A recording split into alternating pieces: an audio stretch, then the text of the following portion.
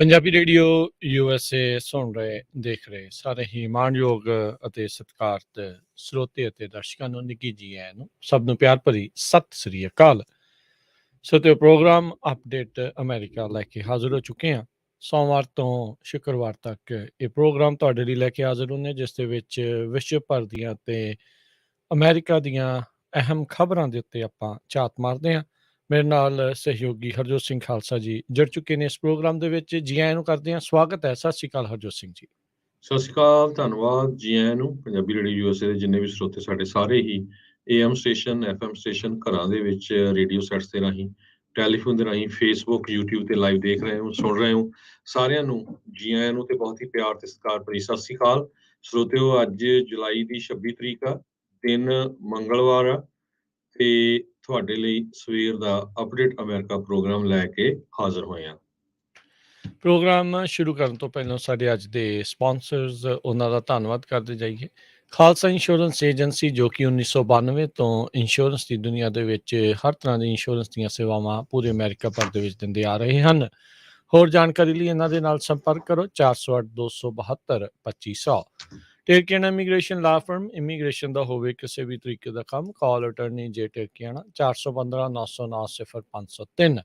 Manjeet Singh, Narendra Kaur Kular, Avtar Singh, Manzil Clovis, Satnam Singh, Amarjit Singh Dosanjh, Sunny Purewal, Yuba City, Paramjit Singh Deol, Fresno, Lakhbir Singh Samra, Texas, Jarnail Singh Johal, Washington, Onkar Singh, Fresno, Major Singh Sidhu, Vinder Singh Dhaliwal, Hardial Singh, Inderjit Kaur Dhaliwal, Bakersfield, Jassi Gill, Raminder Basra, Talwinder Gill, Bakersfield, Harjit Singh Lathrop, Gurbir Singh Brar, Fresno, Antelope truck stop, Burns, Wyoming, Karnail Singh Randhawa, Sacramento ਤੇ Zander group, ਜਿੱਥੋਂ ਤੁਸੀਂ home loans, ਘਰ ਖਰੀਦਣ ਅਤੇ ਘਰ ਵੇਚਣ ਦੀਆਂ ਸਾਰੀਆਂ ਸਰਵਿਸਿਜ਼ ਲੈ ਸਕਦੇ ਹੋ। ਹੋਰ ਜਾਣਕਾਰੀ ਲਈ ਤੁਸੀਂ ਇਹਨਾਂ ਦੇ ਨਾਲ ਸੰਪਰਕ ਕਰੋ ਮੋਹਨ ਚੀਮਾ ਜੀ ਦੇ ਨਾਲ 855 905 2575। ਇਹਨਾਂ ਸਾਰਿਆਂ ਦਾ ਧੰਨਵਾਦ। ਜੇਕਰ ਤੁਸੀਂ ਜਾਂ ਕੋਈ ਹੋਰ ਕਾਰੋਬਾਰ ਇਸ ਪ੍ਰੋਗਰਾਮ ਨੂੰ ਸਪਾਂਸਰ ਕਰਨਾ ਚਾਹੁੰਦੇ ਹੋ, ਸੰਪਰਕ ਕਰ ਸਕਦੇ ਹੋ ਨੰਬਰ 408 722 7698 ਦੇ ਉੱਤੇ। ਜੀ, ਅੱਜ ਦੀਆਂ ਖਬਰਾਂ ਵੱਲ ਚੱਲੀਏ ਤੇ ਇੰਡੀਆ ਤੋਂ ਖਾਸ ਕਰਕੇ ਗੁਜਰਾਤ ਸਟੇਟ ਜੋ ਮੋਦੀ ਦੀ ਸਟੇਟ ਆ ਉੱਥੋਂ ਖਬਰ ਆ ਰਹੀ ਆ ਵੀ 28 ਲੋਕਾਂ ਦੀ ਮੌਤ ਹੋ ਗਈ ਆ, 60 ਜਾਣੇ ਬਹੁਤ ਬੁਰੀ ਤਰ੍ਹਾਂ ਬਿਮਾਰ ਹੋਏ ਆ। ਇਹ ਸਾਰਾ ਕੁਝ ਜੋ ਇਲੀਗਲ ਅਲਕੋਹਲ ਬਣਾਈ ਗਈ ਸੀ ਉਹਨੂੰ ਪੀਣ ਦੇ ਨਾਲ ਹੋਇਆ ਹੈਗਾ। ਸਰੋਤਿਆਂ ਨੂੰ ਯਾਦ ਹੋਊਗਾ ਵੀ ਗੁਜਰਾਤ ਸਟੇਟ ਇੱਕ ਤਰ੍ਹਾਂ ਦੇ ਨਾਲ ਡਰਾਈ ਸਟੇਟ ਹੈਗੀ ਆ, ਉੱਥੇ ਸ਼ਰਾਬ ਵਿਕਦੀ ਨਹੀਂ ਹੈਗੀ ਪਰ ਲੋਕ ਘਰਾਂ ਦੇ ਵਿੱਚ ਬਣਾਉਂਦੇ ਆ। ਇੱਕ senior government official Mukesh Parmar ਨੇ ਕਿਹਾ ਵੀ ਇਹ ਸਾਰੀਆਂ ਮੌਤਾਂ ਅਹਿਮਦਾਬਾਦ ਤੇ ਬੋਟਾਡ ਡਿਸਟ੍ਰਿਕਟ ਜੋ ਗੁਜਰਾਤ ਦਾ ਉੱਥੇ ਹੋਈਆਂ। ਜੋ ਲਿਕਰ ਸੀ, ਸ਼ਰਾਬ ਸੀ, ਉਹ ਘਰ ਦੇ ਵਿੱਚ ਹੀ ਬਣਾਈ ਗਈ ਸੀ, ਉੱਥੇ ਹੀ ਉਹ ਲੋਕਾਂ ਨੂੰ ਸੈਲ ਕਰਦੇ ਆ। ਹਾਲਾਂਕਿ ਉਸ ਸਟੇਟ ਦੇ ਵਿੱਚ ਲਿਕਰ ਵੇਚਣੀ ਮਨਾ ਹੈਗੀ ਆ। ਇਹ ਪਤਾ ਨਹੀਂ ਵੀ ਕਿਹੜਾ ਕੈਮੀਕਲ ਵਰਤਿਆ ਗਿਆ ਜਿਹਦੇ ਨਾਲ ਇੰਨੀ ਵੱਡੀ ਗਿਣਤੀ ਦੇ ਵਿੱਚ ਲੋਕ ਬਿਮਾਰ ਹੋ ਗਏ ਤੇ ਲੋਕਾਂ ਦੀ ਮੌਤ ਹੋ ਗਈ। ਆਸ਼ੀਸ਼ ਗੁਪਤਾ ਗੁਜਰਾਤ ਸਟੇਟ ਦੇ ਪੁਲਿਸ ਚੀਫ ਹੈਗੇ ਆ, ਉਹਨਾਂ ਨੇ ਇਹ ਕਿਹਾ ਵੀ ਬੂਟ ਲੈਗਰਸ ਜੋ ਇਨਵੋਲਵ ਸੀਗੇ ਸਪਾਈਕਡ ਅਲਕੋਹਲ ਨੂੰ ਵੇਚਣ ਦੇ ਵਿੱਚ, ਉਹ ਡਿਟੇਨ ਕੀਤੇ ਗਏ ਹੈਗੇ ਆ। ਸ਼ਰਾਬ ਦੇ ਨਾਲ ਘਰੋਂ ਕੱਢੀ ਹੋਈ ਸ਼ਰਾਬ ਦੇ ਨਾਲ ਮਰਨਾ ਕਹਿੰਦੇ ਪਈ ਇੰਡੀਆ 'ਚ ਆਮ ਜਿਹੀ ਗੱਲ ਆ। ਇਹ ABC ਨਿਊਜ਼ USA ਵਾਲੇ ਇਹ ਕਹਿ ਰਹੇ ਹੈਗੇ ਆ ਕਿਉਂਕਿ ਨਾ ਤਾਂ ਕਹਿੰਦੇ ਵੀ ਇਹਦੇ ਤੇ ਕਿਸੇ ਤਰ੍ਹਾਂ ਦਾ ਕੋਈ ਟੈਕਸ ਦੇਣਾ ਪੈਂਦਾ ਤੇ ਨਾ ਹੀ ਕੋਈ ਉਹਦੇ ਤੇ ਰੂਲ ਲਾਗੂ ਹੁੰਦਾ। ਘਰਾਂ 'ਚ ਹੀ ਲੋਕ ਬਣਾ ਕੇ ਤਾਂ ਉਹਨੂੰ ਵੇਚਦੇ ਹੈਗੇ ਆ। ਇਹ ਤੋਂ ਪਹਿਲਾਂ ਵੀ ਦੱਸਦੇ ਜਾਈਏ, ਸੰਨ 2020 ਦੇ ਵਿੱਚ 120 ਲੋਕਾਂ ਦੀ ਇੱਦਾਂ ਦੀ ਸ਼ਰਾਬ ਪੀ ਕੇ ਪੰਜਾਬ ਸਟੇਟ ਦੇ ਵਿੱਚ ਮੌਤ ਹੋਈ ਸੀ। ਜੀ, ਮਾਝੇ ਦੇ ਇਲਾਕੇ ਦੇ ਵਿੱਚ ਉਦੋਂ ਸੀਗਾ ਉਹ ਬਹੁਤ ਵਿਵਾਦ ਜਿਹੜਾ ਹਰਜੋਤ ਸਿੰਘ ਜੀ ਭਖਿਆ ਸੀਗਾ, ਪਰ ਬਾਅਦ ਦੇ ਵਿੱਚ ਸਭ ਨੂੰ ਪਤਾ ਹੈ ਵੀ ਜਿੱਥੇ ਪੋਲੀਟੀਕਲ ਲੋਕਾਂ ਦੇ ਨਾਮ ਆ ਜੁੜਦੇ ਹੁੰਦੇ ਆ ਉੱਥੇ ਫਿਰ ਹੁੰਦਾ ਕੁਛ ਵੀ ਨਹੀਂ। ਅਗਲੀ ਜਿਹੜੀ ਹਰਜੋਤ ਸਿੰਘ ਜੀ ਗੱਲ ਕਰਦੇ ਜਾਈਏ, ਬੀਤੇ ਦਿਨਾਂ 'ਚ ਆਪਾਂ ਖਬਰ ਕੀਤੀ ਸੀ ਵੀ US ਦੇ ਵਿੱਚ ਸੈਮੀ ਕੰਡਕਟਰ ਚਿਪ ਪ੍ਰੋਡਕਸ਼ਨ ਨੂੰ ਲੈ ਕੇ $50 ਬਿਲੀਅਨ ਦਾ ਵਿਸ਼ੇਸ਼ ਪੈਕੇਜ ਜਿਹੜਾ ਆ ਉਹ ਤਿਆਰ ਕੀਤਾ ਗਿਆ ਆ। ਇਸ ਪੈਕੇਜ ਨੂੰ ਰੱਖਿਆ ਗਿਆ ਹੈ ਨਾਮ ਚਿਪਸ ਪਲੱਸ। ਇਹ ਕੁੱਲ ਮਿਲਾ ਕੇ ਕਹਿੰਦੇ 52 ਬਿਲੀਅਨ ਬੀ ਵਾਲਾ ਬਿਲੀਅਨ ਦੀ ਜਿਹੜੀ ਫੰਡਿੰਗ ਹੋਊਗੀ ਇਹ ਯੂਐਸ ਕੰਪਨੀਜ਼ ਨੂੰ ਕਹਿੰਦੇ ਮਿਲੂਗੀ, ਜਿਸ ਦੇ ਨਾਲ ਕੰਪਿਊਟਰ ਚਿਪਸ ਇਹ ਪ੍ਰੋਡਿਊਸ ਕਰਨਗੇ। ਕਹਿੰਦੇ ਵੀ ਇਸ ਦੇ ਤਹਿਤ ਇਹ ਮੱਦ ਰੱਖੀ ਗਈ ਆ ਵੀ ਜਿਹੜੀਆਂ ਕੰਪਨੀਜ਼ ਆ ਜਿਹੜੀਆਂ ਚਿਪ ਮੈਨੂਫੈਕਚਰਿੰਗ 'ਚ ਇਨਵੈਸਟ ਕਰਨਗੀਆਂ ਉਹਨਾਂ ਨੂੰ ਟੈਕਸ ਕ੍ਰੈਡਿਟ ਜਿਹੜੇ ਆ ਉਹ ਮਿਲਣਗੇ।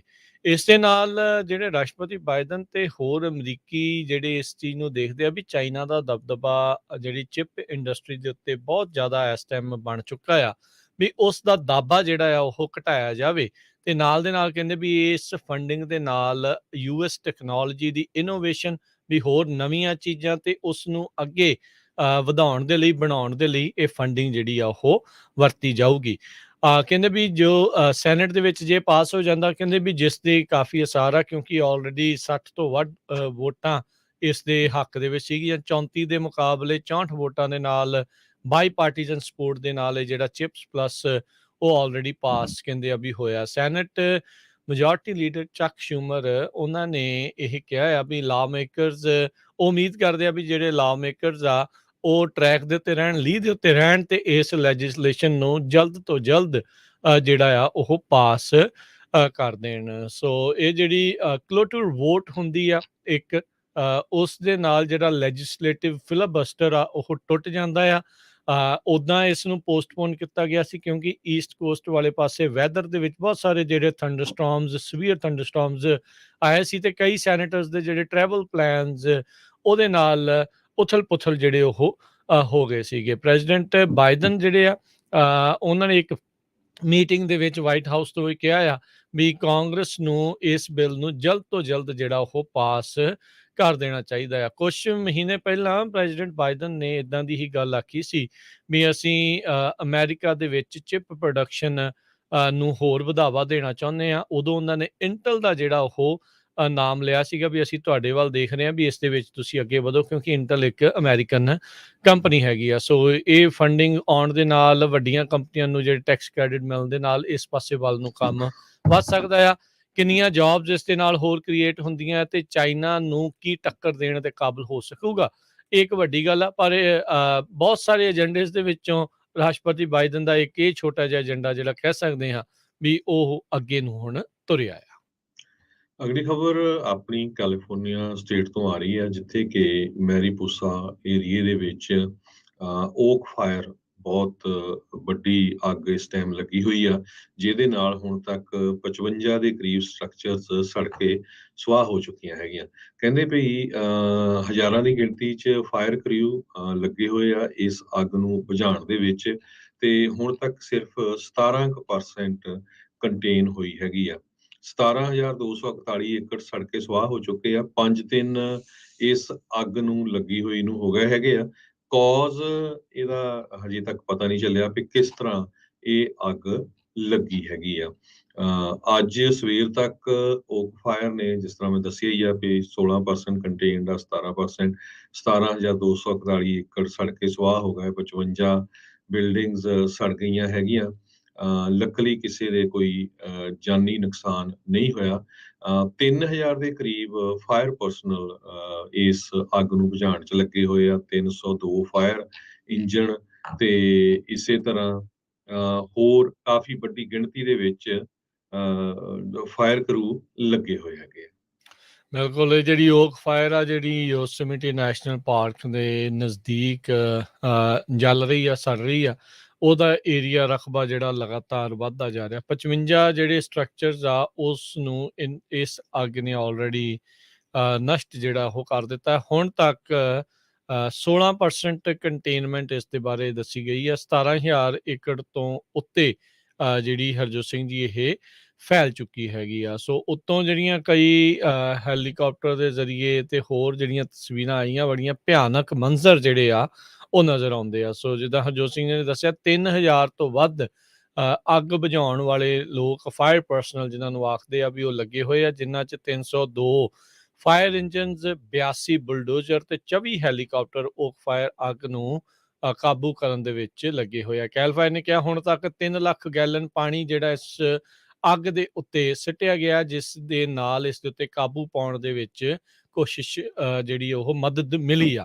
ਸੋ ਇਸ ਅੱਗ ਨੂੰ ਲਗਾਤਾਰ ਦਿਨ ਰਾਤ ਜਿਹੜੇ ਫਾਇਰ ਪਰਸਨਲ ਆ ਉਹ ਬੁਝਾਉਣ ਦੀਆਂ ਕੋਸ਼ਿਸ਼ਾਂ ਕਰ ਰਹੇ ਆ। ਪਰ ਇਹ ਆ ਵੀ ਇਹਦੇ ਨਾਲ ਜਿਹੜਾ ਉੱਠਿਆ ਅੱਗ ਦੇ ਨਾਲ ਧੂੰਆਂ ਆ, ਵਾਈਲਡ ਫਾਇਰ ਸਮੋਕ ਜਿਹੜੀ ਆ ਉਹ ਆਪਣੇ ਆਂਢੀ ਗੁਆਂਢੀ ਸੂਬਿਆਂ ਦੇ ਵਿੱਚ ਵੀ ਨਾਲ ਦੇ ਨਾਲ ਪਹੁੰਚ ਚੁੱਕੀ ਹੈਗੀ ਆ। ਸੋ ਜਿਨ੍ਹਾਂ ਨੂੰ ਖਾਸ ਕਰਕੇ ਸਾਹ ਦੀ, ਅਸਥਮਾ ਦੀ ਇਦਾਂ ਦੀਆਂ ਜਿਹੜੀਆਂ ਸ਼ਿਕਾਇਤ ਹੋਵੇ, ਜਿੱਥੇ ਧੂੰਆਂ ਜ਼ਿਆਦਾ ਆ, ਉਹ ਆਪਣਾ ਪਰਹੇਜ਼ ਰੱਖਣ। ਉਹ ਜਿਹੜਾ ਮਾਸਕ ਇੱਕ ਵਿਸ਼ੇਸ਼ ਸਪੈਸ਼ਲ ਇਸ ਦੇ ਵਿੱਚ ਉਹ ਮਿਲਦੇ ਹੁੰਦੇ ਤਾਂ ਜੋ ਜਿਹੜੀ ਸਮੋਕ ਸੂਟ ਆ ਉਹ ਤੁਹਾਡੇ ਫੇਫੜਿਆਂ ਦੇ ਵਿੱਚ, ਸਰੀਰ ਦੇ ਵਿੱਚ ਉਹ ਨਾ ਜਾਵੇ। ਉਸ ਨੂੰ ਜਿਹੜਾ ਉਹ ਪਾ ਕੇ ਰੱਖੋ। ਏਅਰ ਫਿਲਟਰਸ, ਏਸੀ ਜਿਹੜਾ ਆ ਉਸ ਦੀ ਵਰਤੋਂ ਕਰੋ ਉਹਨਾਂ ਇਲਾਕਿਆਂ ਦੇ ਵਿੱਚ ਤਾਂ ਜੋ ਤੁਹਾਨੂੰ ਜਿਹੜੀ ਆ ਉਹ ਸਾਫ਼ ਹਵਾ ਉਹ ਮਿਲ ਸਕੇ। ਜੀ ਬਿਲਕੁਲ, ਜੋ ਓਕ ਫਾਇਰ ਆ ਇਹ ਸ਼ੁੱਕਰਵਾਰ ਸ਼ਾਮ ਨੂੰ ਸਟਾਰਟ ਹੋਈ ਸੀ ਸਿਆਰਾ ਫੁੱਟਹਿਲਸ ਕਮਿਊਨਿਟੀ ਦੇ ਵਿੱਚ। ਮਿਡਫਾਈਨਸ ਦਾ ਜੋ ਏਰੀਆ ਮੈਰੀਪੋਸਾ ਕਾਉਂਟੀ ਦੇ ਵਿੱਚ 15 ਮੀਲ ਵੈਸਟ ਆਫ ਵਾਸ਼ਬਰਨ ਯੋਸੇਮਿਟੀ ਦਾ ਏਰੀਆ ਹੈਗਾ ਆ। ਸੋ ਸਟੇਟ ਆਫ ਐਮਰਜੈਂਸੀ ਵੀ ਇਸ ਏਰੀਏ ਦੇ ਵਿੱਚ ਕੈਲੀਫੋਰਨੀਆ ਦੇ ਗਵਰਨਰ ਨੇ ਡਿਕਲੇਅਰ ਕੀਤੀ ਹੋਈ ਆ। ਜੋ ਬੇ ਏਰੀਆ ਕੁਆਲਿਟੀ ਮੈਨੇਜਮੈਂਟ ਡਿਸਟ੍ਰਿਕਟ ਵਾਲੇ ਆ ਉਹ ਕਹਿ ਰਹੇ ਆ ਵੀ ਏਅਰ ਕੁਆਲਿਟੀ ਐਡਵਾਈਜ਼ਰੀ ਅਸੀਂ ਐਕਸਟੈਂਡ ਕੀਤੀ ਹੈ ਬੁੱਧਵਾਰ ਤੱਕ, ਕਿਉਂਕਿ ਜੋ ਧੂੰਆਂ ਆ ਉਹ ਬੇ ਏਰੀਏ ਦੀਆਂ ਸਕਾਈਜ਼ ਦੇ ਵਿੱਚ ਆਉਣ ਵਾਲੇ ਦਿਨਾਂ 'ਚ ਕਾਫੀ ਹੋਊਗਾ। ਸੈਕਰਾਮੈਂਟੋ ਏਰੀਏ ਦੇ ਵਿੱਚ ਵੀ ਕਾਫੀ ਜ਼ਿਆਦਾ ਹੋਊਗਾ। ਸੋ ਤੁਹਾਨੂੰ ਇਹ ਵੀ ਦੱਸਦੀ ਜਾਈਏ, ਸੰਨ 2018 ਦੇ ਵਿੱਚ 1 ਲੱਖ ਏਕੜ ਦੇ ਕਰੀਬ Sierra national forest, Stanislaus national forest, Yosemite national park, ਇਹ ਸਾਰੇ ਏਰੀਏ 'ਚ ਅੱਗ ਦੀ ਭੇਂਟ ਚੜ ਗਏ ਸੀ ਤੇ 2 ਫਾਇਰ ਫਾਈਟਰਸ ਦੀ ਮੌਤ ਹੋ ਗਈ ਸੀ। 19 ਜਣੇ ਬੁਰੀ ਤਰ੍ਹਾਂ ਫੱਟੜ ਹੋ ਗਏ ਸੀ। ਇਹ ਜੋ ਮੈਰੀਪੋਸਾ ਕਾਉਂਟੀ ਆ, ਇਹ ਬੜਾ ਖਤਰਨਾਕ ਏਰੀਆ ਹੈ ਕਿਉਂਕਿ ਇੱਥੇ ਵੈਜੀਟੇਸ਼ਨ ਬਹੁਤ ਆ। ਬਹੁਤ ਵਾਰੀ ਪਿਛਲੀ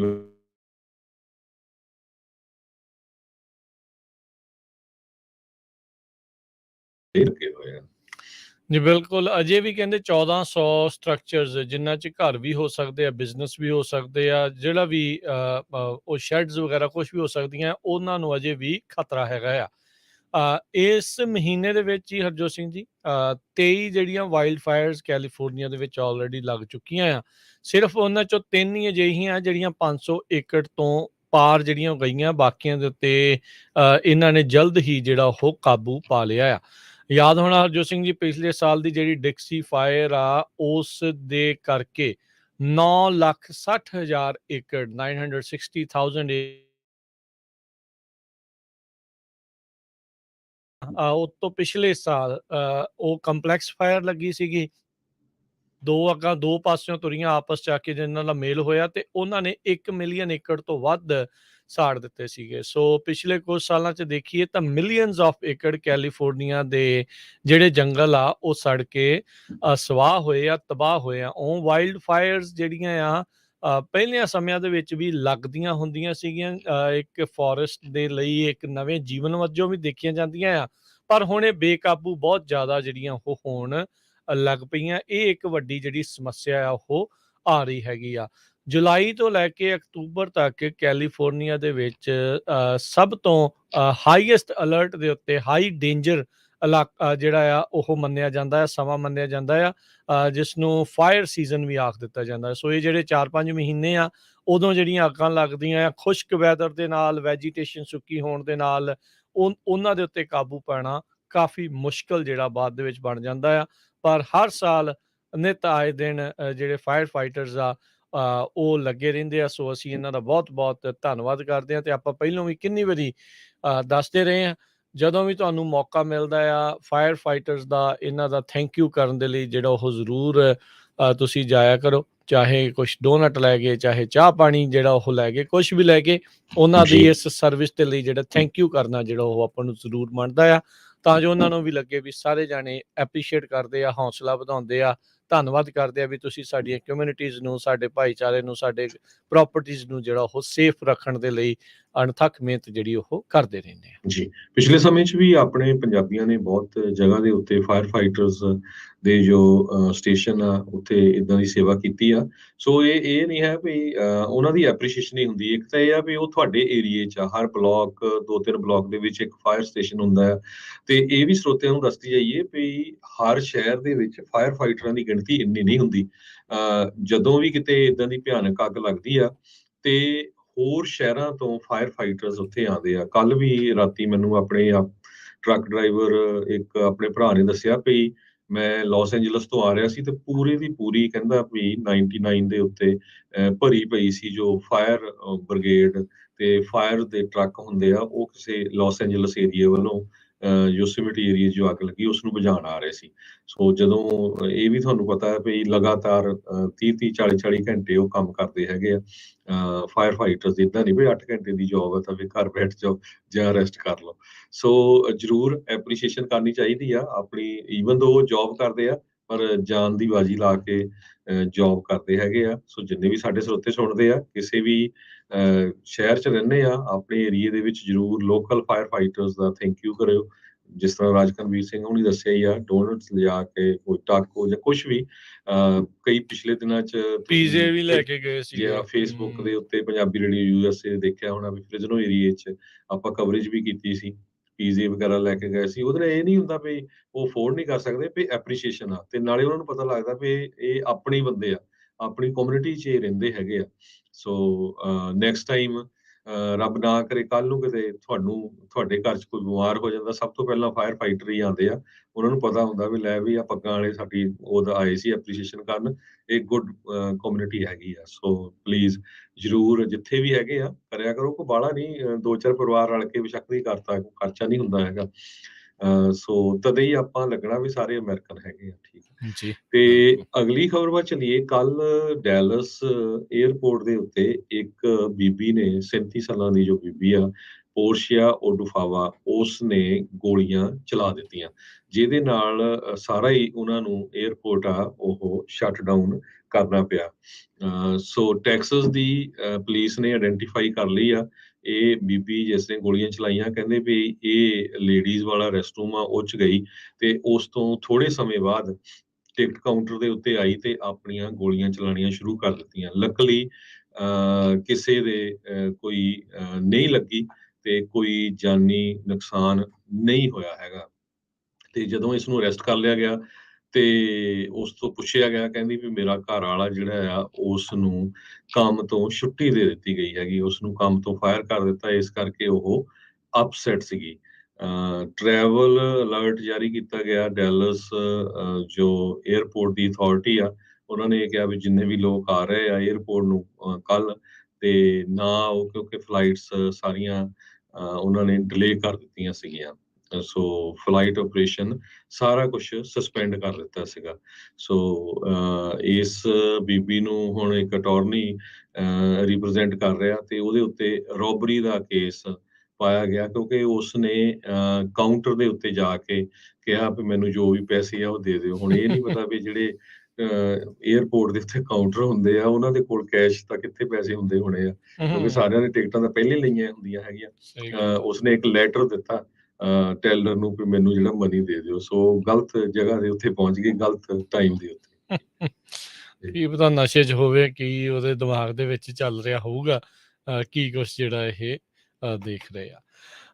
ਅਗਲੀ ਜਿਹੜੀ ਹਰਜੋਤ ਸਿੰਘ ਜੀ ਆਪਾਂ ਗੱਲਾਂ ਜਿਹੜੀਆਂ ਇਕੋਨਮੀ ਦੀਆਂ ਕਰਨੀਆਂ, ਪਰ ਇੱਕ ਬ੍ਰੇਕ ਦਾ ਵਕਤ ਹੋ ਗਿਆ। ਬ੍ਰੇਕ ਤੋਂ ਬਾਅਦ ਦੇ ਵਿੱਚ ਇੰਟਰਨੈਸ਼ਨਲ ਮੋਨਿਟਰੀ ਫੰਡ ਨੇ ਜਿਹੜੇ ਆ ਗਲੋਬਲ ਇਕਨੋਮਿਕ ਗਰੋਥ ਦੇ ਉੱਤੇ ਕੁਛ ਅਪਡੇਟਸ ਦਿੱਤੀਆਂ, ਚੰਗੀਆਂ ਜਾਂ ਮਾੜੀਆਂ ਉਹ ਤੁਹਾਨੂੰ ਆਪਾਂ ਦੱਸਾਂਗੇ ਜੋ ਉਹਨਾਂ ਨੇ ਦੱਸਿਆ ਆ। ਉਸ ਤੋਂ ਇਲਾਵਾ ਹੋਰ ਇਕਨੋਮਿਸਟ ਵਰਗੇ ਜਿਹੜੇ ਵੱਡੇ ਰਸਾਲੇ ਨੇ ਉਹ ਕੀ ਕਹਿ ਰਹੇ ਆ ਰਿਸੈਸ਼ਨ ਦੇ ਬਾਰੇ, ਉਹਦੇ ਬਾਰੇ ਆਪਾਂ ਜਾਣਕਾਰੀਆਂ ਦੇਵਾਂਗੇ। ਜੁੜੇ ਰਹਿਣਾ ਇੱਥੇ ਪੰਜਾਬੀ ਰੇਡੀਓ USA ਦੇ ਨਾਲ। ਬ੍ਰੇਕ ਤੋਂ ਬਾਅਦ 'ਚ ਮਿਲਦੇ ਹਾਂ। ਜੀ।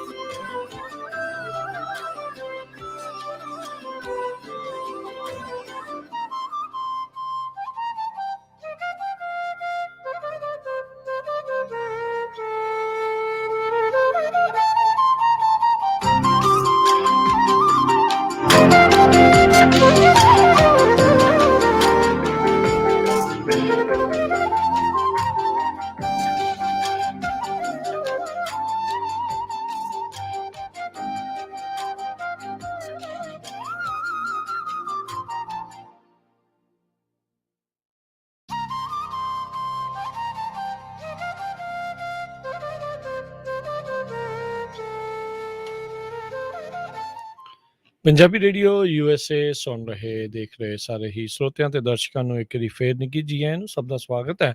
ਹਰਜੋਤ ਸਿੰਘ ਜੀ, ਜੀ ਆਇਆਂ ਨੂੰ ਸਵਾਗਤ ਹੈ ਜੀ। ਸਤਿ ਸ਼੍ਰੀ ਅਕਾਲ ਜੀ। ਸਤਿ ਸ਼੍ਰੀ ਅਕਾਲ, ਧੰਨਵਾਦ, ਜੀ ਆਇਆਂ ਨੂੰ। ਤੇ ਇਕੋਨਮੀ ਦੀ ਖਬਰ ਕਰਨ ਤੋਂ ਪਹਿਲਾਂ ਰਾਜਕਰਮੀਤ ਸਿੰਘ ਜੀ, ਇੱਕ ਬਹੁਤ ਹੀ ਮਾੜੀ ਖਬਰ ਨਿਊਯਾਰਕ ਤੋਂ ਆਈ ਕੱਲ੍ਹ ਆਪਣੇ ਐਤਵਾਰ ਸਵੇਰੇ 3 ਨੌਜਵਾਨ ਜੋ ਬਾਸਕਟਬਾਲ ਦੇ ਬਹੁਤ ਵਧੀਆ ਖਿਡਾਰੀ ਸੀਗੇ, ਉਹ ਖੇਲਣ ਗਏ ਹਿਕਸਵਿਲ ਨਿਊਯਾਰਕ ਦੇ ਵਿੱਚ ਤੇ ਜਦੋਂ ਉਹ ਵਾਪਸ ਆ ਰਹੇ ਸੀ ਤੇ ਉਹਨਾਂ ਦਾ ਐਕਸੀਡੈਂਟ ਹੋ ਗਿਆ ਤੇ ਤਿੰਨਾਂ ਦੀ ਮੌਕੇ ਤੇ ਮੌਤ ਹੋ ਗਈ। ਸਾਰੇ ਹੀ ਜਿੱਦਾਂ 20s ਦੇ ਵਿੱਚ ਸੀ। ਸੋ ਬਹੁਤ ਹੀ ਮਾੜੀ ਖਬਰ ਜਿਹੜੀ ਆ ਆਪਣੀ ਪੰਜਾਬੀ ਕਮਿਊਨਿਟੀ ਲਈ ਆਈ ਹੈ। ਜੀ ਬਿਲਕੁਲ। ਸੋ ਮੰਦਭਾਗੀ ਜਿਹੜੀ ਇਹ ਗੱਲ ਆ। ਸੋ ਧਿਆਨ ਰੱਖੀਏ ਸਾਰੀਆਂ ਚੀਜ਼ਾਂ ਦਾ, ਇਸ ਚੀਜ਼ ਦੇ ਵੱਲ ਨੂੰ। ਤੇ ਆਪਾਂ ਜੇ ਹਰਜੋਤ ਸਿੰਘ ਜੀ ਅਗਲੀ ਇਕੋਨਮੀ ਨੂੰ ਲੈ ਕੇ ਕੁਝ ਗੱਲਾਂ ਕਰਦੇ ਜਾਈਏ। IMF ਇੱਕ ਜਿਹੜਾ ਨਾਮ ਆ, ਕਈਆਂ ਨੇ ਸੁਣਿਆ ਹੋਣਾ ਵੀ ਆਹ ਮੁਲਕ ਨੂੰ ਇੰਨੇ ਮਿਲੀਅਨ ਦਾ, ਇੰਨੇ ਬਿਲੀਅਨ ਦਾ ਲੋਨ ਜਿਹੜਾ ਉਹ ਦੇ ਰਿਹਾ ਹੈ। ਇਹ ਇੰਟਰਨੈਸ਼ਨਲ ਮੋਨੇਟਰੀ ਫੰਡ ਵਾਲੇ ਜਿਹੜੇ ਹੁੰਦੇ ਆ, ਸੋ ਕਹਿ ਸਕਦੇ ਹਾਂ ਵੀ ਸਾਰੇ ਮੁਲਕਾਂ ਨੂੰ ਉਹ ਲੋਨ ਵਗੈਰਾ ਵੀ ਦਿੰਦੇ ਰਹਿੰਦੇ ਆ। ਇਹਨਾਂ ਦੇ ਵਿੱਚ ਦੁਨੀਆ ਭਰ ਦੇ ਜਿਹੜੇ ਅਰਥ ਸ਼ਾਸਤਰੀ ਆ, ਉਹ ਮਿਲ ਕੇ ਕੰਮ ਕਰਦੇ ਆ।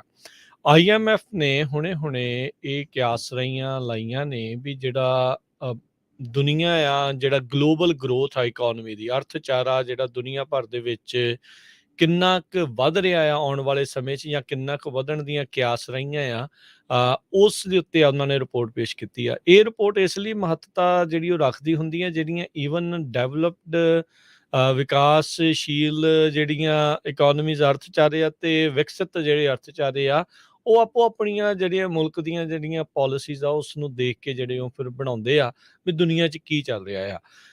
ਇਹਨਾਂ ਨੇ ਅੱਜ ਡਾਊਨਗ੍ਰੇਡ ਕਰ ਦਿੱਤਾ, ਯਾਨੀ ਕਿ ਉਹਨਾਂ ਨੇ ਇਹ ਦੱਸਿਆ ਆ ਵੀ ਦੁਨੀਆ ਦੇ ਵਿੱਚ ਜਿਹੜਾ ਹੁਣ ਅੱਗੇ ਵਧਣ ਵਾਲਾ, ਜਿਹਨੂੰ ਆਪਾਂ GDP ਵੀ ਆਖ ਦਿੰਦੇ ਹੁੰਦੇ ਆ, ਜਾਂ ਗਰੋਥ ਆ ਵੀ ਕਿੰਨਾ ਹੋਰ ਅੱਗੇ ਵਧੂਗਾ, ਉਹ ਉਹਨਾਂ ਨੇ ਅਪ੍ਰੈਲ ਮਹੀਨੇ ਦੇ ਵਿੱਚ ਜਿਹੜਾ ਇੱਕ ਐਸਟੀਮੇਟ ਕਿਆਸ ਰਾਹੀਂ ਲਾਈ ਸੀ, ਉਹਦੇ ਨਾਲੋਂ 0.4% ਹੋਰ ਥੱਲੇ ਕਰ ਦਿੱਤਾ। ਸੋ GDP ਕਹਿੰਦੇ ਆ ਵੀ ਹੁਣ ਦੁਨੀਆ ਦੀ 2020 ਦੇ ਵਿੱਚ ਸਲੋ ਹੋ ਕੇ ਸਿਰਫ 3.2% ਵਧਣ ਦੀਆਂ ਕਿਆਸ ਰਹੀਆਂ ਆ। ਅਪ੍ਰੈਲ ਮਹੀਨੇ ਦੇ ਵਿੱਚ ਇਹ 3.6 ਦੱਸੀਆਂ ਜਾਂਦੀਆਂ ਸੀਗੀਆਂ। ਪਿਛਲੇ ਸਾਲ ਇਹੀ ਜਿਹੜੀ ਪ੍ਰੋਜੈਕਸ਼ਨ ਆ ਹਰਜੋਤ ਸਿੰਘ ਜੀ, 6% ਤੋਂ ਵੱਧ ਜਿਹੜੀ ਉਹ ਦੱਸੀ ਜਾ ਰਹੀ ਸੀ। 2023 ਦੇ ਵਿੱਚ ਕਹਿੰਦੇ ਗਲੋਬਲ ਗਰੋਥ ਹੋਰ ਵੀ ਘਟ ਕੇ ਇਸ ਸਾਲ ਦੇ ਵਿੱਚ 3.2 ਆ, ਅਗਲੇ ਸਾਲ ਹੋਰ ਵੀ ਘਟ ਕੇ 2.9 ਦੇ ਉੱਤੇ ਜਾ ਸਕਦੀ ਆ। 3 ਮਹੀਨੇ ਪਹਿਲਾਂ ਦੇ ਨਾਲੋਂ ਜਿਹੜਾ ਆ ਇਹ ਉਦੋਂ 3.6 ਦੇ ਉੱਤੇ ਦੱਸੀ ਜਾ ਰਹੀ ਸੀ। ਸੋ ਲਗਾਤਾਰ ਅੱਧੇ ਪਰਸੈਂਟ ਤੋਂ 0.25% GDP ਦੇ ਵਿੱਚ ਗਿਰਾਵਟ ਦੀਆਂ ਕਿਆਸ ਰਹੀਆਂ ਇੰਟਰਨੈਸ਼ਨਲ ਮੋਨੇਟਰੀ ਫੰਡ ਇਹ ਦੱਸ ਰਿਹਾ ਹੈਗਾ ਆ। ਸੋ ਉਹਨਾਂ ਨੇ ਕਿਹਾ ਵੀ ਗਲੋਬਲ ਇਨਫਲੇਸ਼ਨ, ਦੁਨੀਆ ਭਰ ਦੇ ਵਿੱਚ ਜਿਹੜੀ ਮਹਿੰਗਾਈ ਕਿੰਨੀ ਕੁ ਹੋਰ ਤੇਜ਼ ਹੋਊਗੀ, ਇਸ ਦੀਆਂ ਜਿਹੜੀਆਂ ਉਹਨਾਂ ਨੇ ਅਨੁਮਾਨ ਆ, ਕਿਆਸ ਰਹੀਆਂ ਆ, ਉਹ ਵਧਾ ਦਿੱਤੀਆਂ ਆ। ਉਹ ਕਹਿੰਦੇ ਵੀ 1% ਆਲਰੇਡੀ ਵੱਧ ਕੇ 8.3% ਇਸ ਸਾਲ, ਤੇ ਅਗਲੇ ਸਾਲ 5.7% ਦੇ ਉੱਤੇ ਜਿਹੜਾ ਇਹਨਾਂ ਨੇ ਰੱਖਿਆ ਹੈਗਾ ਆ।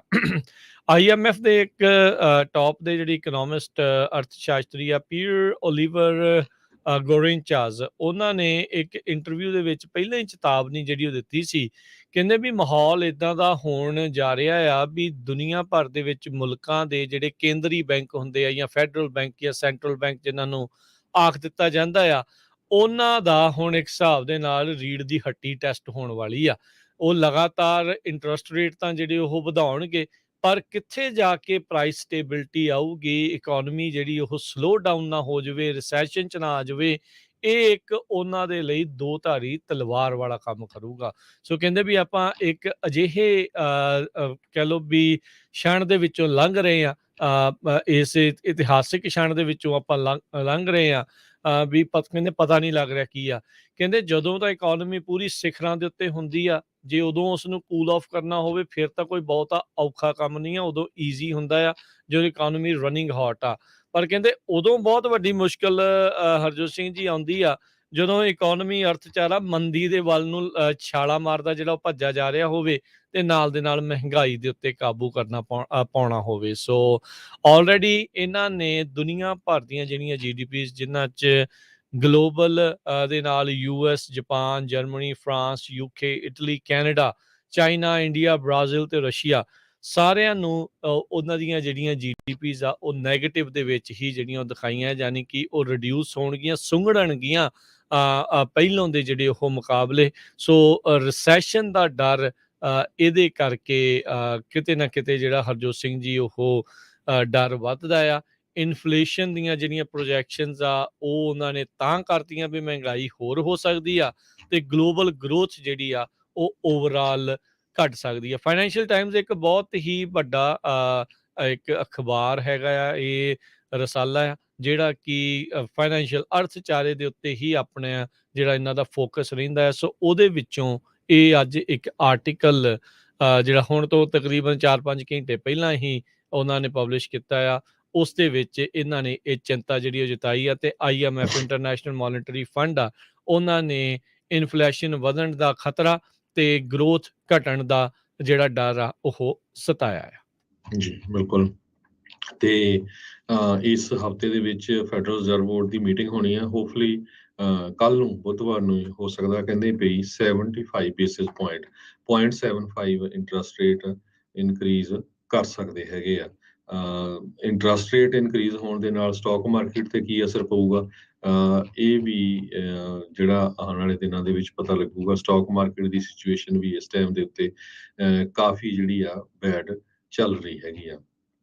ਤੇ ਕਹਿੰਦੇ ਵੀ ਫੈਡ ਦੇ ਰੇਟ ਜਿਹੜੇ ਇਨਕਰੀਜ਼ ਕਰੂਗਾ, ਇਹ ਪ੍ਰੋਬਲਮ ਹੋ ਸਕਦੀ ਆ ਸਟਾਕ ਮਾਰਕੀਟ ਦੀ। ਵਾਲ ਸਟਰੀਟ ਜਨਰਲ ਵਾਲੇ ਵੀ ਕਹਿ ਰਹੇ ਆ, ਕਿਉਂਕਿ ਇਨਫਲੇਸ਼ਨ ਜੂਨ ਦੇ ਵਿੱਚ 1.3% ਇਨਕਰੀਜ਼ ਹੋਈ ਸੀ, ਜੋ ਕਿ ਵੱਧ ਕੇ 9.1% ਤੱਕ ਚਲੇ ਗਈ ਆ। ਬਹੁਤ ਸਾਰੀਆਂ ਕੰਪਨੀਆਂ ਨੂੰ ਝਟਕਾ ਲੱਗ ਰਿਹਾ ਹੈਗਾ ਆ ਪਿਛਲੇ ਹਫ਼ਤਿਆਂ ਦੇ ਦੌਰਾਨ। ਅੱਜ ਰੋਕੂ ਕੰਪਨੀ ਨੂੰ ਵੱਡਾ ਝਟਕਾ ਲੱਗਾ, ਉਹਨਾਂ ਦਾ ਸਟਾਕ 8.80% ਡਾਊਨ ਚਲਾ ਗਿਆ ਹੈਗਾ।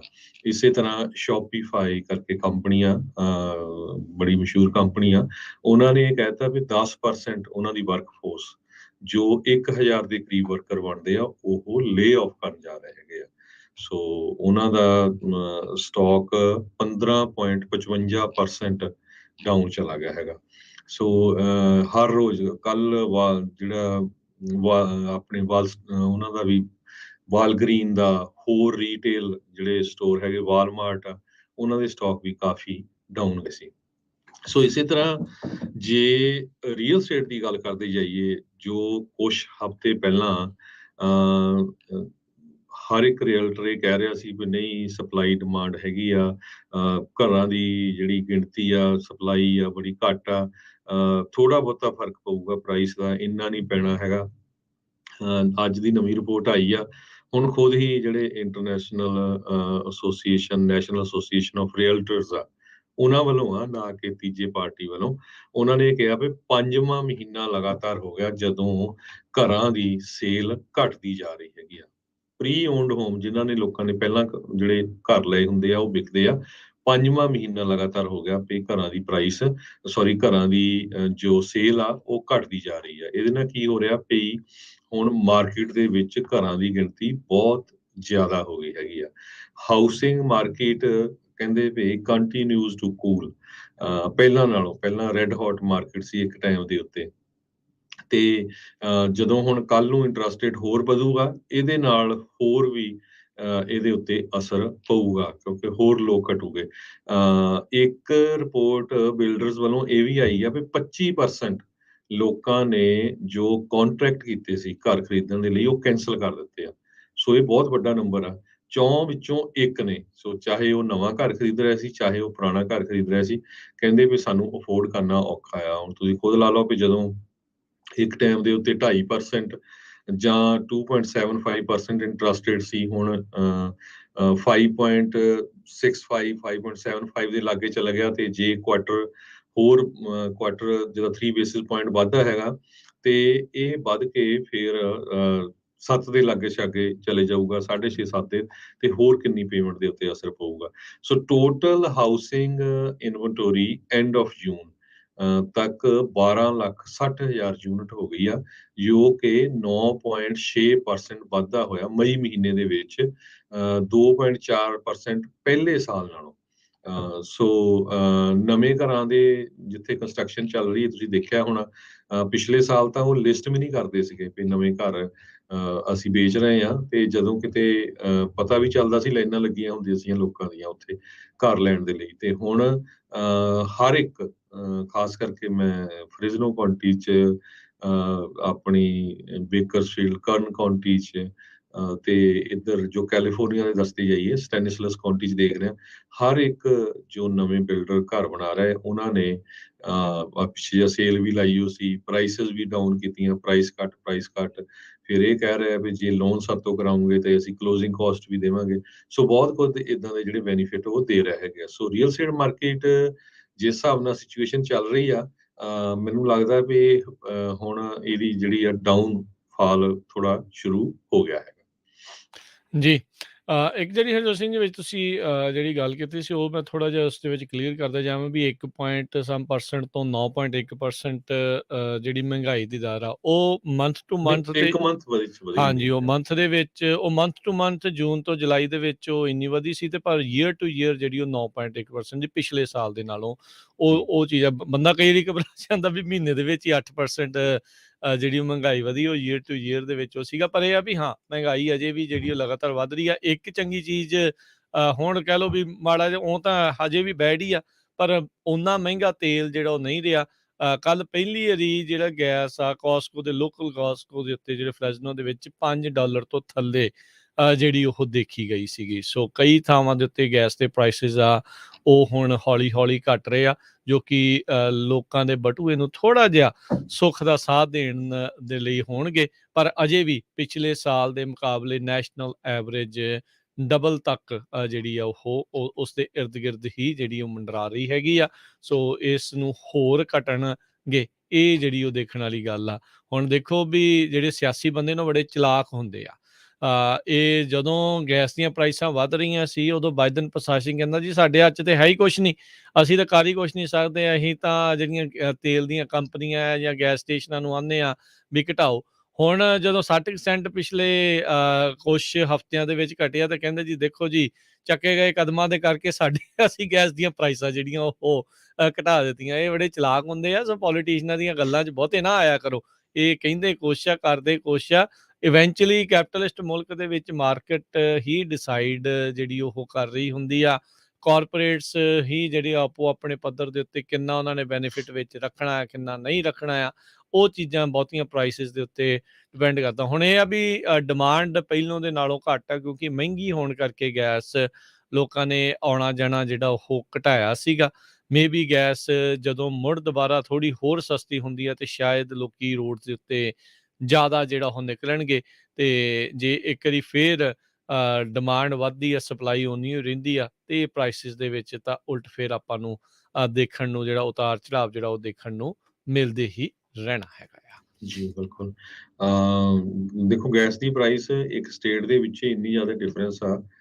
ਤੁਹਾਨੂੰ ਮੈਂ ਐਗਜ਼ਾਮਪਲ ਦਿੰਦਾ ਵੀ ਜਦੋਂ ਐਤਵਾਰ ਨੂੰ ਅਸੀਂ ਫਰਿਜ਼ਨੋ ਤੋਂ ਵਾਪਸ ਆ ਰਹੇ ਸੀ, ਇੱਕ AM PM ਸਟੇਸ਼ਨ ਦੇ ਉੱਤੇ $4.85 ਨੂੰ ਸੀ ਅਨਲੀਡਡ ਗੈਸ, ਤੇ ਜਦੋਂ ਹੀ ਅਸੀਂ ਲਾਸ ਵੈਨਸ ਪਹੁੰਚੇ ਤੇ ਉਹ $5 ਤੇ 35 ਨੂੰ ਸੀ ਸੇਮ, ਤੇ ਸੈਨੋਜ਼ੇ ਦੇ ਵਿੱਚ $5 ਤੇ 70 ਨੂੰ ਸੀ। ਸੋ ਹੁਣ ਤੁਸੀਂ ਹਿਸਾਬ ਲਾ ਲਓ। ਸੈਨੋਜ਼ੇ ਮੈਂ ਅੰਡਰਸਟੈਂਡ ਕਰਦਾ ਵੀ ਹੋ ਸਕਦਾ ਵੀ ਇੱਥੇ ਰੈਂਟ ਜਾਂ ਸਾਰਾ ਕੁਛ ਮਹਿੰਗਾ ਆ, ਪਰ ਲਾਸ ਵੈਨਸ ਦੇ ਵਿੱਚ, ਸੋ ਇਹ ਮੈਨੂੰ ਲੱਗਦਾ ਵੀ ਇੰਡੀਵਿਜੂਅਲ ਜੋ ਗੈਸ ਸਟੇਸ਼ਨ ਓਨਰ ਆ ਉਹਨਾਂ ਤੇ ਵੀ ਡਿਪੈਂਡ ਕਰਦਾ ਹੈਗਾ ਵੀ ਏਦਾਂ ਤਾਂ ਹੋ ਨਹੀਂ ਸਕਦਾ ਵੀ $4.85 ਪਰ ਗੈਲਨ 30 ਮੀਲ ਦੇ ਵਿੱਚ ਜਾ ਕੇ ਉਹ $5 ਤੇ 35 ਜਾਂ 40 ਸੈਂਟ ਬਣ ਜਾਏ, ਹਨਾ, 40-50 ਸੈਂਟ ਦਾ ਜਿਹੜਾ ਫਰਕ ਪੈ ਜਾਏ। ਨਹੀਂ, ਇਹ ਤਾਂ ਹਰਜੋਤ ਸਿੰਘ ਜੀ ਆਪਾਂ ਪਹਿਲੋਂ ਵੀ ਦੇਖਦੇ ਰਹੇ ਹਾਂ। ਜਦੋਂ ਵੀ ਤੁਸੀਂ ਫ੍ਰੀਵੇਜ਼ ਦੇ ਉੱਤੇ ਜਦੋਂ ਲੰਘ ਰਹੇ ਹੁੰਦੇ ਆ, ਜਿਹੜਾ ਕੋਈ ਛੋਟਾ ਜਿਹਾ ਕਦੇ ਚਿਰ ਬਾਅਦ ਕਿਤੇ ਗੈਸ ਸਟੇਸ਼ਨ ਕਿਤੇ ਆਉਂਦਾ ਆ, ਇਕੱਲੇ ਜਿਹੇ ਥਾਂ ਦੇ ਉੱਤੇ, ਪਹਿਲਾਂ ਵੀ ਉੱਥੇ ਮਹਿੰਗਾ ਹੁੰਦਾ। ਜਿਹੜੇ ਪਾਸਿੰਗ ਥਰੂ ਸ਼ਹਿਰ ਹੁੰਦੇ, ਜਿੱਥੇ ਉਹਨਾਂ ਨੂੰ ਹੁੰਦਾ ਵੀ ਲੋਕਾਂ ਨੇ ਰੁਕ ਕੇ ਜਾਣਾ ਆ, ਚੱਲ ਗੈਸ ਭਰਾਉਣੀ ਆ, ਉਹਨਾਂ ਦੇ ਵਿੱਚ ਉਹਨਾਂ ਨੇ ਮਾਰਜਨ ਥੋੜ੍ਹਾ ਵੱਧ ਵੀ ਜਿਹੜਾ ਉਹ ਰੱਖਿਆ ਹੁੰਦਾ। ਉਹ ਕਹਿੰਦੇ ਵੀ ਕੰਮ ਕਰਨ ਵਾਲੇ ਵੀ ਇੱਥੇ ਭਾਈ ਸਾਨੂੰ ਘੱਟ ਲੱਭਦੇ ਆ, ਤੇ ਉਹ ਸਾਰਾ ਕੁਛ, ਸੋ ਕਈ ਕੁਛ ਚੀਜ਼ਾਂ ਜਿਹੜੀਆਂ ਕਰਦੀਆਂ ਆ। ਬਾਕੀ ਕਾਊਂਟੀ ਦੇ ਆਪਣੇ ਸੇਲ ਟੈਕਸ, ਹੋਰ ਕਈ ਕੁਛ ਜਿਹੜਾ ਆ ਨਾ ਇਸ ਦੇ ਵਿੱਚ ਇਨਵੋਲਵ ਹੋ ਜਾਂਦਾ ਆ। ਇਹ ਤਾਂ ਦੇਖੋ ਕੈਪੀਟਲਿਸਟ ਮੁਲਕ ਦੀ ਇਹੀ ਜਿਹੜੀ ਉਹ ਚੀਜ਼ ਹੈਗੀ ਆ। ਤੁਸੀਂ ਕਿਸੇ ਵੀ ਚੀਜ਼ ਦਾ ਪ੍ਰਾਈਸ ਏਦਾਂ ਵੱਧ ਨਹੀਂ ਸਕਦੇ। ਬੰਨ੍ਹ ਨਹੀਂ ਸਕਦੇ। ਹਰ ਇੱਕ ਨੇ ਆਪੋ ਆਪਣੇ ਹਿਸਾਬ ਦੇ ਨਾਲ, ਆਪਣੇ ਮੁਨਾਫੇ ਦੇ ਹਿਸਾਬ ਦੇ ਨਾਲ ਰੱਖਣਾ ਆ। ਨਹੀਂ ਤਾਂ ਆਪਾਂ ਦੇਖਿਆ ਸੀ ਮਿਸਟਰ ਸਿੰਘ ਫੀਨਿਕਸ ਐਰੀਜ਼ੋਨਾ 'ਚ ਉਹ ਘਾਟੇ ਦੇ ਵਿੱਚ ਵੀ ਜਿਹੜਾ ਉਹ ਗੈਸ ਜਿਹੜੀ ਉਹ ਵੇਚ ਰਹੇ ਸੀਗੇ। ਉਹ ਕਹਿੰਦਾ ਵੀ ਕੋਈ ਚੱਕਰ ਨਹੀਂ, ਸਾਡੇ ਆਪਣੇ ਆਂਢੀਆਂ-ਗੁਆਂਢੀਆਂ ਨੂੰ ਥੋੜ੍ਹਾ ਚਲੋ ਫਾਇਦਾ ਹੋ ਜਾਵੇ। ਸੋ ਇਹ ਹਰ ਇੱਕ ਦਾ ਆਪੋ ਆਪਣੇ ਨਿੱਜੀ ਮਫਾਦ ਆਪਾਂ ਕਹਿ ਸਕਦੇ ਹਾਂ। ਹਰਜੋਤ ਸਿੰਘ ਜੀ ਉਸ ਦੇ ਹਿਸਾਬ ਦੇ ਨਾਲ ਉਹ ਚੱਲਦੇ ਹੁੰਦੇ ਆ। ਜੀ। ਸੋ ਸੋ ਦੇਖੋ ਅੱਗੇ ਕੀ ਆਪਾਂ ਬਣਦਾ। ਇਕੋਨਮੀ ਦੀ ਗੱਲ ਕਰਦੇ ਸੀ ਰਾਜਕਵੀਰ ਸਿੰਘ ਜੀ, ਥੋੜ੍ਹੀ ਜਿਹੀ ਸਟਾਕ ਮਾਰਕੀਟ ਦੀ ਵੀ ਗੱਲ ਕਰਦੇ ਜਾਈਏ। ਇਸ ਟਾਈਮ ਜਦੋਂ ਤੁਹਾਡੇ ਨਾਲ ਆਪਾਂ ਲਾਈਵ ਗੱਲਬਾਤ ਕਰ ਰਹੇ ਹਾਂ, S&P ਇੰਡੈਕਸ 45.16 ਡਾਊਨ ਹੈਗਾ, ਡਾਓ ਜੋਨ ਇੰਡਸਟਰੀਅਲ 158.21 ਤੇ ਨੈਸਡੈਕ 213.91। ਸੋ ਇੱਕ ਤਰ੍ਹਾਂ ਦੇ ਨਾਲ ਸਟਾਕ ਮਾਰਕੀਟ 'ਚ ਆਪਾਂ ਕਹਿ ਸਕਦੇ ਹਾਂ ਬਲੀਡਿੰਗ ਹੀ ਚੱਲ ਰਹੀ ਆ। ਵਾਲਮਾਰਟ ਦੀ ਪ੍ਰੋਫਿਟ ਦੇ ਵਿੱਚ ਕਾਫੀ ਘਾਟਾ ਹੋ ਰਿਹਾ, ਜਿਹਦੇ ਕਰਕੇ ਇਹ ਅਸਰ ਪੈ ਰਿਹਾ। ਜੋ ਵਾਲਮਾਰਟ ਦੇ ਸ਼ੇਅਰਸ ਆ 8% ਡਾਊਨ ਚਲੇ ਗਏ ਹੈਗੇ ਆ। ਰੀਟੇਲ ਜਾਇੰਟ ਹੈਗਾ, ਆਪਾਂ ਨੂੰ ਪਤਾ ਹੀ ਆ। ਤੇ ਇੰਟਰਨੈਸ਼ਨਲ ਮੋਨੀਟਰੀ ਫੰਡ ਦੀ ਤੁਸੀਂ ਗੱਲ ਆਲਰੇਡੀ ਕਰ ਹੀ ਚੁੱਕੇ ਆ। ਸ਼ੋਪੀਫਾਈ ਦੀ ਮੈਂ ਪਹਿਲਾਂ ਵੀ ਗੱਲ ਕੀਤੀ, 16% ਡਾਊਨ ਹੋ ਗਿਆ ਆਲਰੇਡੀ। ਸੋ 10% ਉਹਨੇ ਕਹਿ ਦਿੱਤਾ ਵੀ ਅਸੀਂ ਗਲੋਬਲੀ ਆਪਾਂ ਲੇ ਆਫ ਕਰਨ ਜਾ ਰਹੇ ਹੈਗੇ ਆ। ਜਨਰਲ ਮੋਟਰਸ ਦੇ ਸ਼ੇਅਰ ਵੀ ਡਾਊਨ ਗਏ ਆ। ਉਹਨਾਂ ਦੇ ਕਹਿੰਦੇ ਆ ਵੀ ਸਾਡੀ ਨੈਟ ਇਨਕਮ ਜੋ 40% ਇੱਕ ਸਾਲ ਨਾਲੋਂ, ਪਿਛਲੇ ਸਾਲ ਨਾਲੋਂ ਘਟ ਗਈ ਹੈਗੀ ਆ। ਤੇ federal reserve board interest rate increase ਕਰਨ ਜਾ ਰਿਹਾ 75 ਬੇਸਿਸ ਪੁਆਇੰਟ। ਇਹ ਜਰੋਮੀ ਪਾਵਲ ਜੋ ਹੈਗਾ ਫੈਡਰਲ ਰਿਜ਼ਰਵ ਬੋਰਡ ਦੇ, ਉਹਨਾਂ ਨੇ ਦੱਸਿਆ ਹੈਗਾ। ਸੋ ਉਹ ਹੋ ਸਕਦਾ ਅੱਜ, ਜਿੱਦਾਂ ਮੈਂ ਕੱਲ ਕਹਿ ਰਿਹਾ ਸੀ, ਅੱਜ ਸ਼ਾਮ ਨੂੰ ਈਸਟਰਨ ਟਾਈਮ 2:30 ਤੇ ਇਹ ਅਨਾਉਂਸ ਕਰ ਸਕਦੇ ਹੈਗੇ ਆ। ਸੋ ਇਸੇ ਤਰ੍ਹਾਂ ਟੈਕ ਕੰਪਨੀਜ਼ ਦੇ ਵਿੱਚ ਵੀ ਕਾਫੀ ਝਟਕਾ ਸਟਾਕਸ ਨੂੰ ਲੱਗ ਰਿਹਾ ਹੈ। ਜੀ।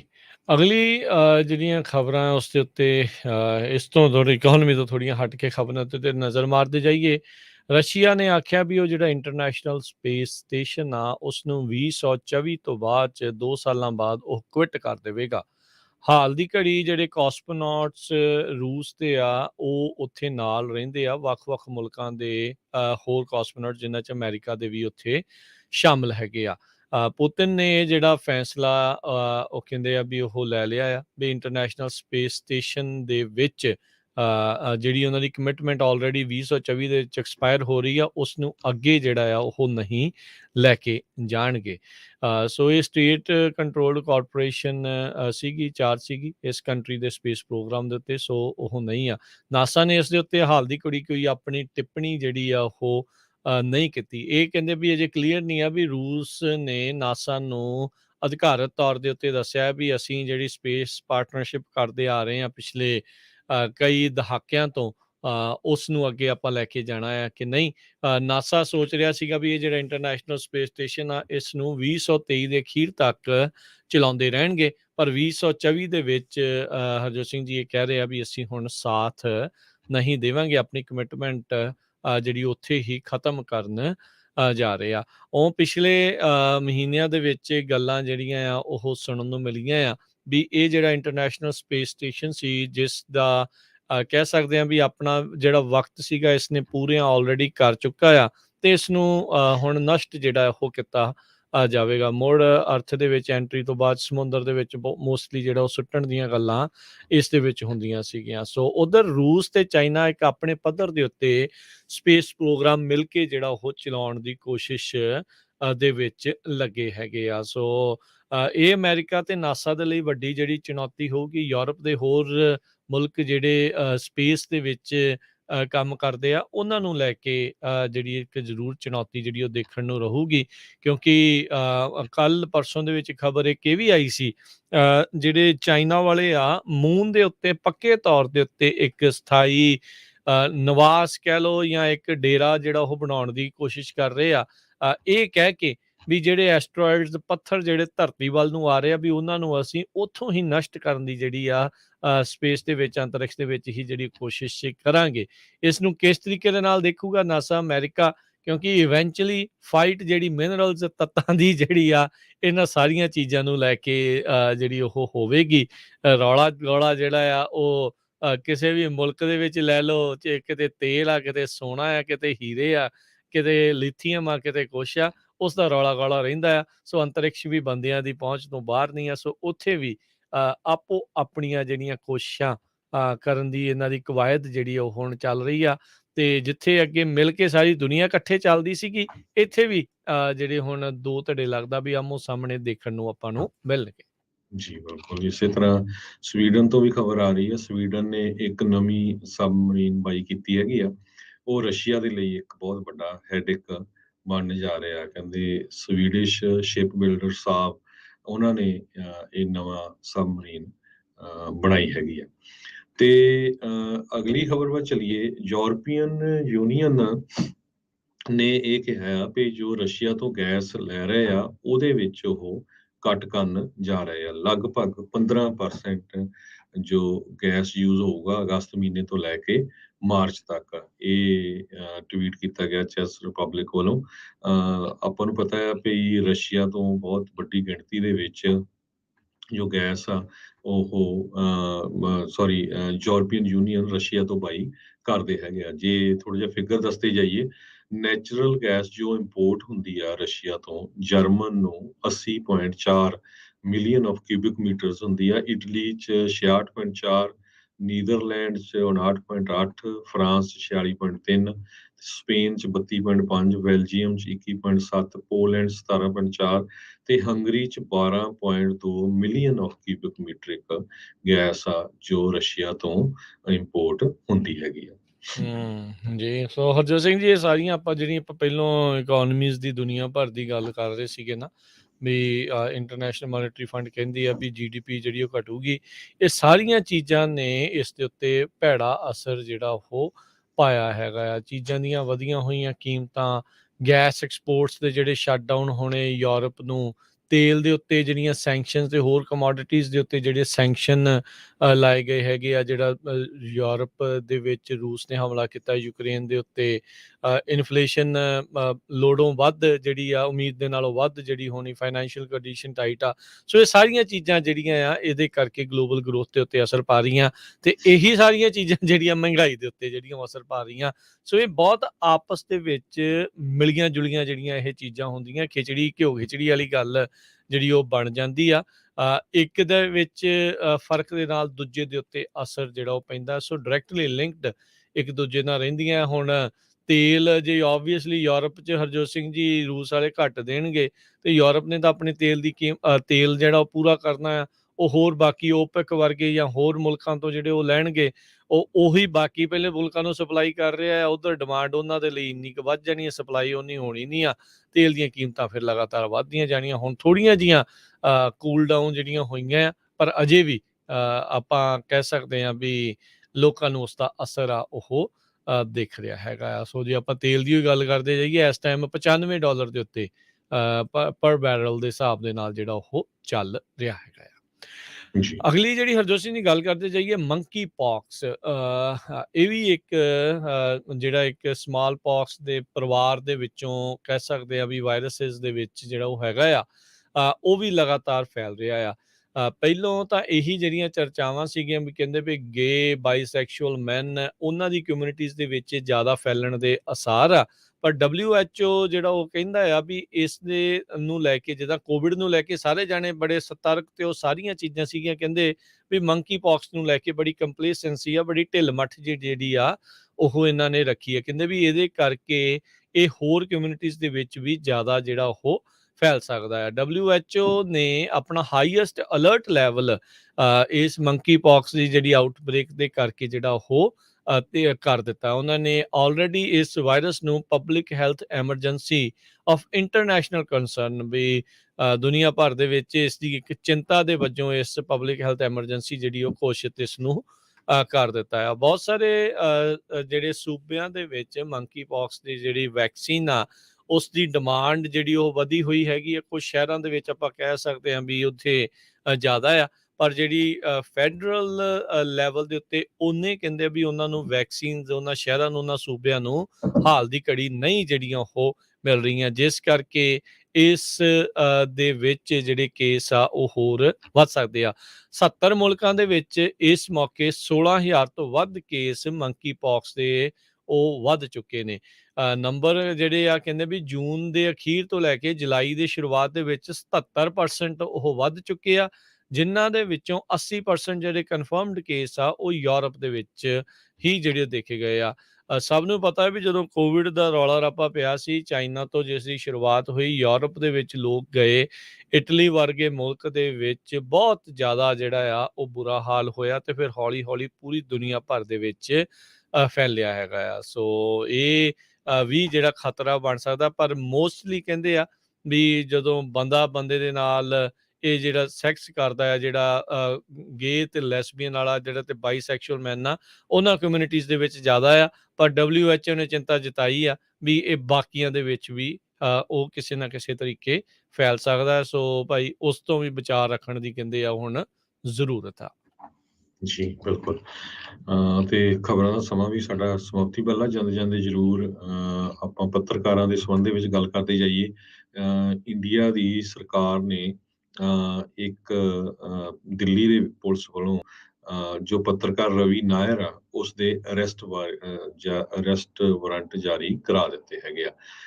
ਸਰੋਤਿਆਂ ਨੂੰ ਦੱਸਦੇ ਜਾਈਏ, ਰਵੀ ਨਾਇਰ ਬਹੁਤ ਹੀ ਵਧੀਆ ਜਰਨਲਿਸਟ ਹੈਗਾ, ਜਿਸ ਨੇ ਅਵਾਨੀ ਤੇ ਅਡਾਨੀ ਗਰੁੱਪ ਦਾ ਕਾਫੀ ਪਰਦਾਫਾਸ਼ ਪਿਛਲੇ ਦਿਨਾਂ ਦੇ ਵਿੱਚ ਕੀਤਾ ਸੀਗਾ। ਸੋ ਉਹਦੇ ਉੱਤੇ ਮਾਣਹਾਨੀ ਦਾ ਅਡਾਨੀ ਗਰੁੱਪ ਵੱਲੋਂ ਕੇਸ ਕੀਤਾ ਗਿਆ ਤੇ ਹੁਣ ਦਿੱਲੀ ਪੁਲਿਸ ਵੱਲੋਂ ਗ੍ਰਿਫਤਾਰੀ ਦੇ ਵਾਰੰਟ ਜਾਰੀ ਕਰਾ ਦਿੱਤੇ ਗਏ ਹੈਗੇ ਆ। ਸੋ ਇਹ ਇੱਕ ਤਰ੍ਹਾਂ ਦੇ ਨਾਲ ਕਹਿੰਦੇ ਪ੍ਰੈਸ ਦੀ ਆਜ਼ਾਦੀ ਦੇ ਉੱਤੇ ਸਿੱਧਾ ਹੀ ਹਮਲਾ ਹੈਗਾ। ਸੋ ਇਹ ਜਿੰਨੇ ਵੀ ਇਸ ਫੀਲਡ ਦੇ ਵਿੱਚ ਹੈਗੇ ਆ, ਜਰਨਲਿਜ਼ਮ ਦੇ ਵਿੱਚ ਹੈਗੇ ਆ, ਟੀਵੀਜ਼, ਰੇਡੀਓ, ਅਖਬਾਰਾਂ ਵਾਲੇ, ਉਹਨਾਂ ਨੂੰ ਸਾਰਿਆਂ ਨੂੰ ਇਸ ਨੌਜਵਾਨ ਦੇ ਹੱਕ ਦੇ ਵਿੱਚ ਹਾਂ ਦਾ ਨਾਰਾ ਜ਼ਰੂਰ ਮਾਰਨਾ ਚਾਹੀਦਾ ਜੀ।